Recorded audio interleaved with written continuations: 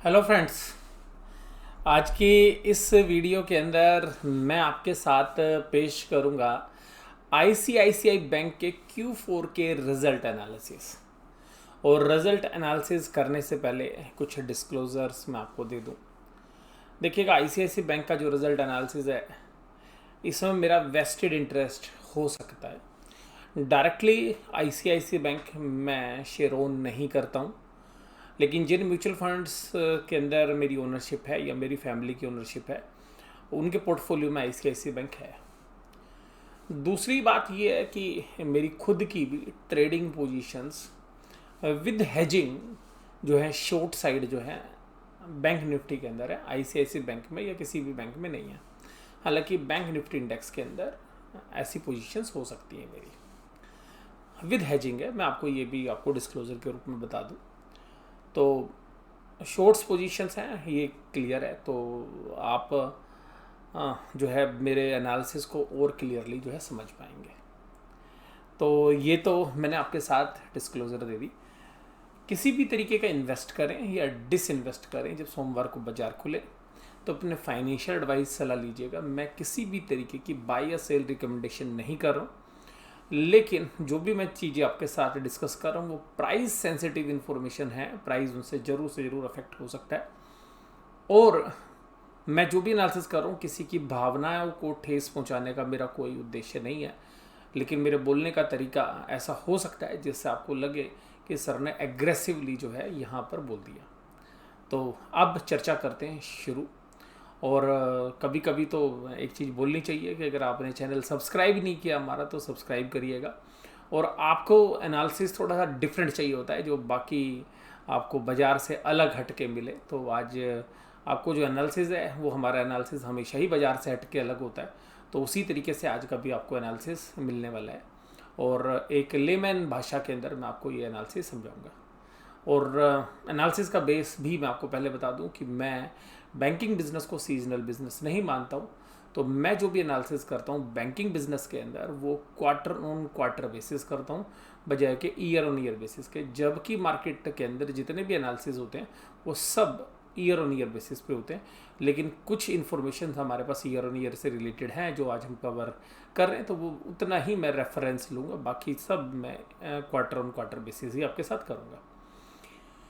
इसके अलावा बैंकों का जो बिज़नेस है वो किस चीज़ों पे इम्पैक्ट करता है? नेट इंटरेस्ट इनकम, यानी कि जो ब्याज लिया और दिया, यानी कि पैसा बैंक डिपॉजिटर से लेता है और उस पैसे को लोन के रूप में बांटता है। जितना ज़्यादा उसमें डिफरेंस होगा, बैंक की प्रॉफिटेबिलिटी उतनी ही ज़्यादा होगी।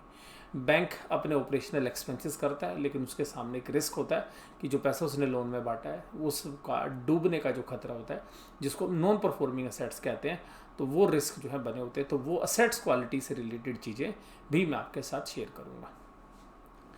अब बात करते हैं कि बाजार क्या उम्मीद कर रहा था। बाजार मतलब मार्केट के जो एक्सपर्ट्स हैं या जो बाजार की उम्मीदें थी वो क्या थी। ICICI bank Q4 preview analysis see over 300% PAT rise assets quality की, यानी कि मार्केट ये कह रही थी कि 3 गुना प्रॉफिट तो बढ़ेंगे बढ़ेंगे। मान लीजिएगा आपको प्रॉफिट 100 करोड़ था तो आपका प्रॉफिट 400 करोड़ होने जा रहा है। सी ओवर राइज है, ये राइज का मतलब है कि 300% और बढ़ेगा। तो सी ओवर 300 पैट राइज, तो 3 गुना यानी कि 4 गुना प्रॉफिट होता है, यानी कि 100 है तो 400 करोड़ होना चाहिए था। असेट्स क्वालिटी की, और असेट्स क्वालिटी पे बाजार ने फोकस रखना था।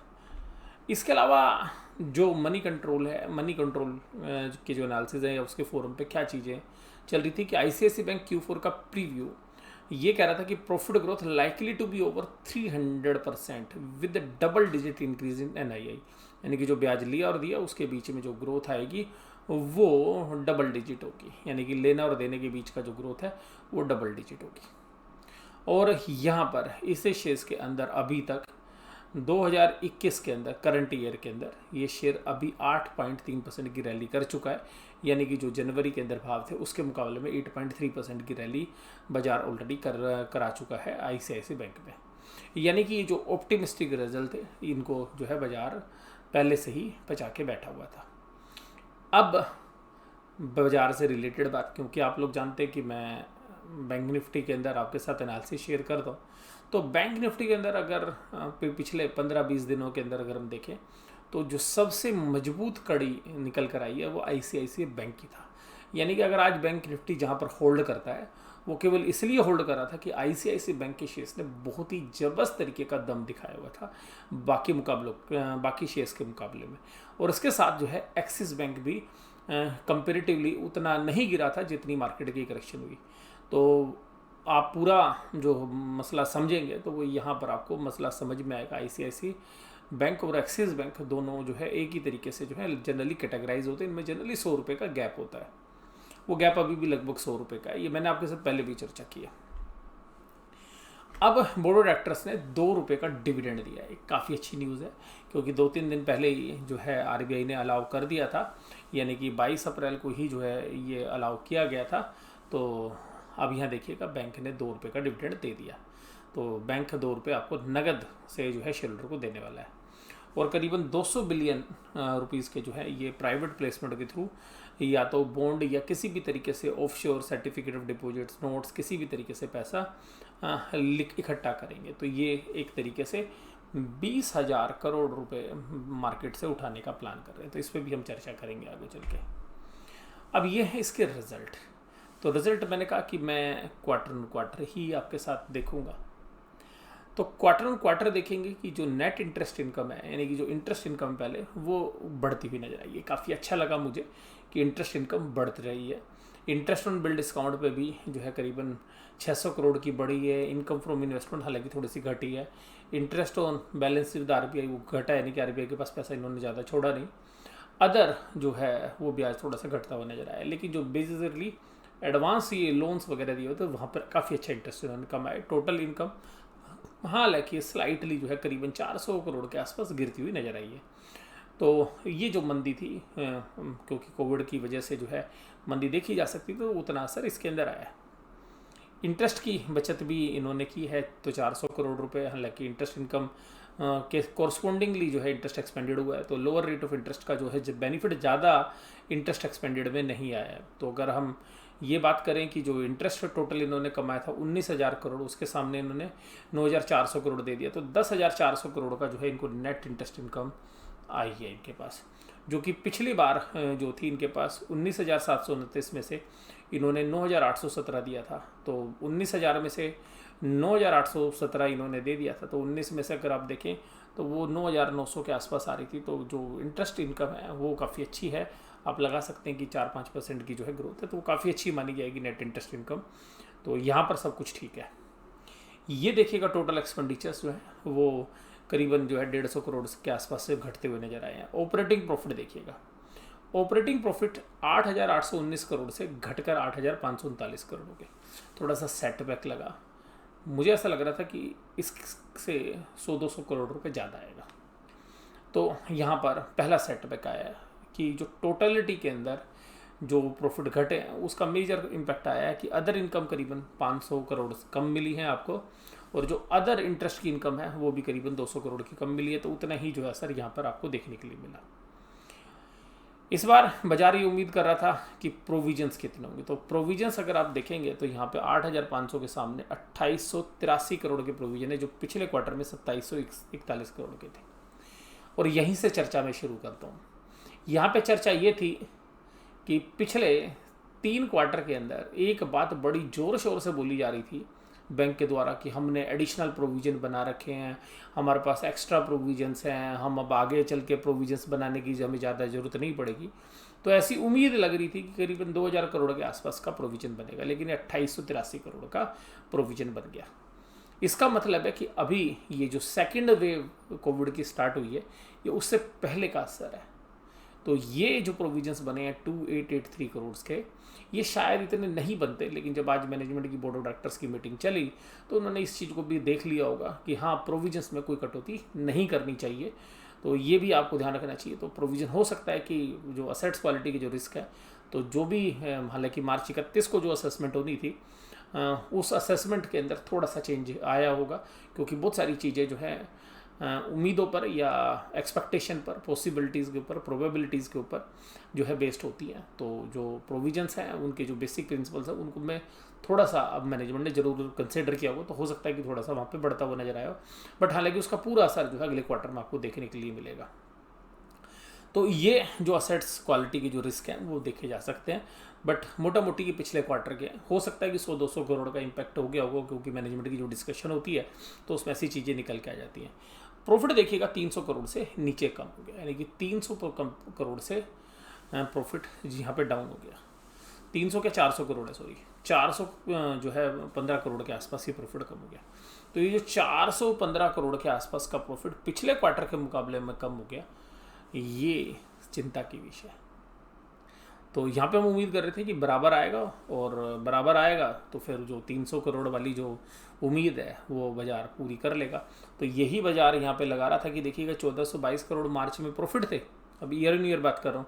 तो अगर 1400 को 4 से मल्टीप्लाई करो आप कि भाई 300% का राइस, तो यानी कि 1422 इंटू 4, तो बाज़ार ये उम्मीद कर रहा था कि ये करीबन जो है जो अभी दिए हुए हैं इसके आसपास जो है बनते। लेकिन साथ साथ एक चीज़ और भी थी, क्योंकि इन्होंने इक्विटी शेयर इशू किया था तो उसका राइस भी आना था। तो ये आए तो उसी के बराबर है जहाँ पर हमने बात की थी कि भाई 3 गुना से ज़्यादा प्रॉफिट हो गए। लेकिन इस बार टैक्स का बर्डन थोड़ा सा बढ़ता हुआ नजर आया। जो पिछले क्वार्टर में टैक्स का बेनिफिट था इनके पास, वो अब टैक्स बढ़ता हुआ नजर आया।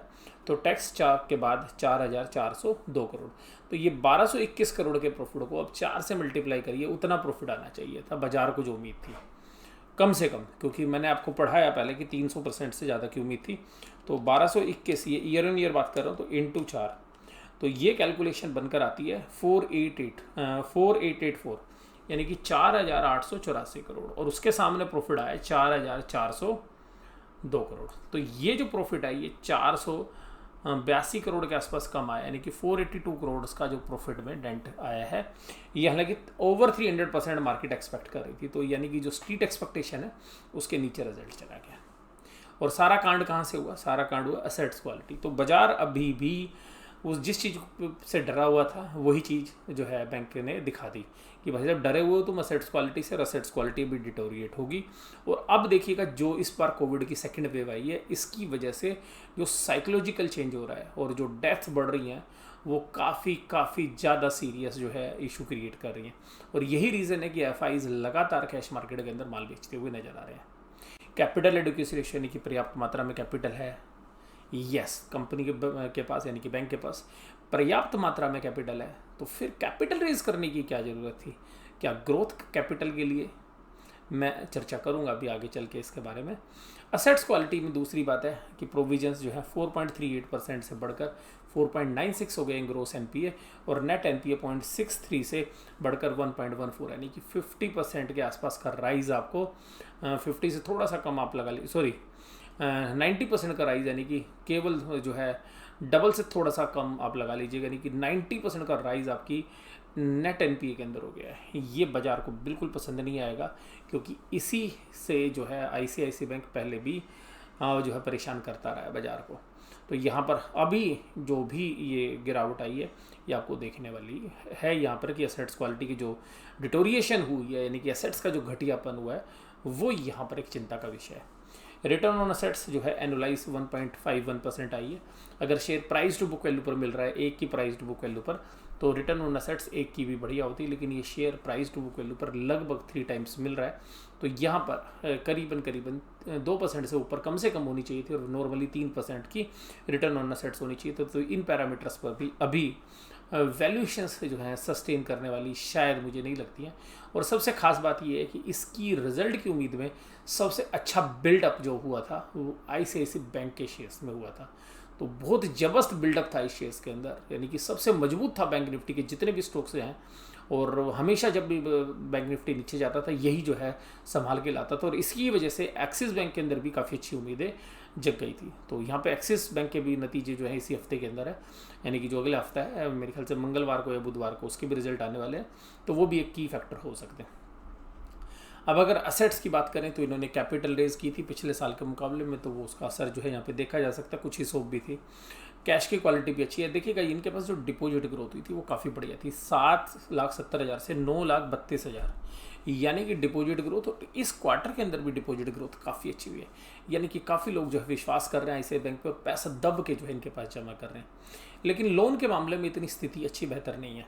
लोन इन्होंने इस क्वार्टर में काफ़ी अच्छा बांटा है, लेकिन अगर साल के दौरान अगर आप देखेंगे तो एडवांसेस के सामने जो इनका डिपॉजिट है जो 770 से 932 हो गया, यानी कि करीबन करीबन 1.5 लाख करोड़ वो यहाँ पर नदारत है। लेकिन लोन्स एंड एडवांसेस केवल आपके 80,000 करोड़ है, यानी कि बैंक अभी भी लोन बांटने में हिचकिचा रहा है।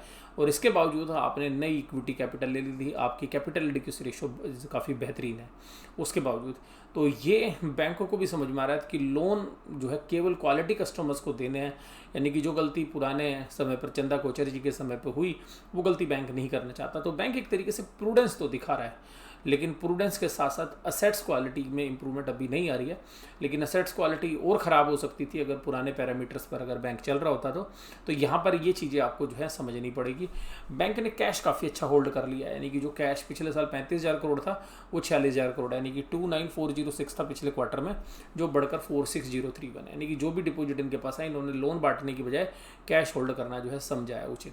और इसके अलावा जो है इन्होंने जो बोरोइंग्स हैं, यानी कि जो उधारी का पैसा है जो पिछले साल 1,62,000 करोड़ था वो 91,000 करोड़ है, यानी कि बोरोइंग्स इन्होंने लौटा दी। यानी कि इनके पास जो ग्रोथ कैपिटल थी वो इन्होंने कम कर दी और अब ग्रोथ कैपिटल दोबारा से मांग रहे हैं। वास्तव में ये ग्रोथ कैपिटल नहीं है, मैं अब आपको समझाता हूँ कि क्या चीज़ है ये। देखिएगा, ये है 9,32,000 जो कि डिपोजिटर का पैसा है, और ये दे रखा है आपने एडवांस 7,33,729, यानी कि पूरा एडवांस से जो पैसा आप लाओगे और जो इन्वेस्टमेंट से पैसा लाओगे और जो आपके पास कैश है इसी से आप मैनेज करोगे। तो जो इन्वेस्टमेंट है तो वो तो जनरली बैंक को मेंटेन करनी पड़ेगी, तो वो तो लिक्विड फॉर्म में आएगी नहीं, क्योंकि तो आरबीआई गाइडलाइंस है। तो उसकी वजह से आप ये देखिएगा तो 7,33,000 आपके पास है और 46,000 करोड़ का कैश है, तो कुल आपके पास 7,80,000 करोड़ के आसपास का अमाउंट है, जो कि 9,32,000 करोड़ के डिपॉजिट्स हैं।